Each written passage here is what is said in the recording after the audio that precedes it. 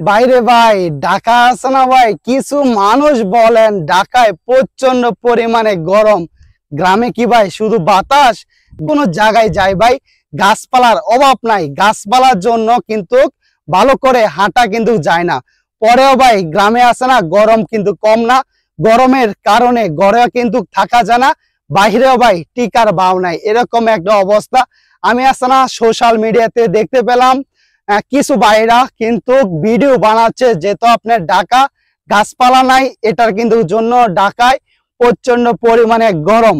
আবারও দেখলাম কিছু মানুষ ঢাকায় কিন্তু নতুন করে গাছপালা লাগাচ্ছে, গাছপালা নাকি লাগাইলে আবারও নাকি একটু ঠান্ডা হবে। আমি জানি না ঢাকায় আবারও নতুন করে দুজি গাছপালা লাগায় কতটুক গরম কমবে। কিন্তু ভাই যেহেতু আমাদের গ্রাম, দেখেন ভাই গাছপালার জন্য কিন্তু ভালো করে কোনো জায়গায় যাওয়া যায় না, শুধু গাছপালা শুধু গাছপালা। কিন্তু ভাই এখানে অত গরম কই থেকে আসলো আমার মাথায় ধরে না।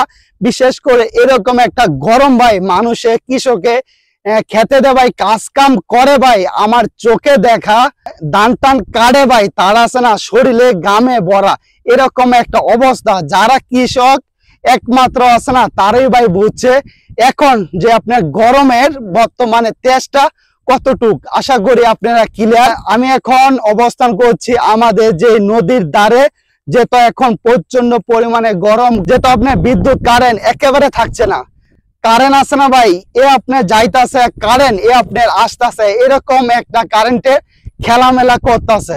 যেহেতু আমরা গ্রামের মানুষ কোনো দিকে যাইতে পারবো না, শর্টকাট আমরা একটা ওয়ে পেলাম, যেহেতু আমাদের নদীর ধারে দুজি আসি তাহলে একটু বাতাস পাওয়া যাবে।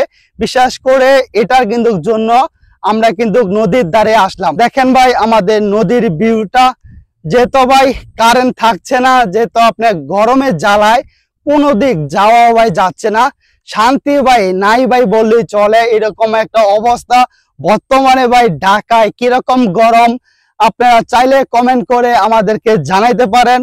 আমাদের গ্রামে প্রচন্ড পরিমাণে গরম, এটা আমি বলতে পারি। আপনারা আছে না আমার সাথে যে নদীটা দেখতে পাচ্ছেন, যখন আপনার সকাল হয়, যখন আপনার 11টা বাজে, আমাদের এলাকার অনেক মানুষ দেখি লাপালাপি করে, যেহেতু আপনার প্রচন্ড গরম, গরমের জন্য মানুষজন কাজ কাম করতে পারে না, এটার জন্য অনেক মানুষ দেখলাম এই পানিতে নেমে নর্মালি বসে থাকে একমাত্র গরম থেকে বাঁচার জন্য।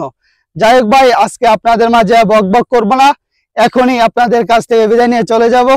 ভালো থাকবেন, সুস্থ থাকবেন, দেখা হবে অন্য কোনো দিন। আল্লাহ হাফেজ।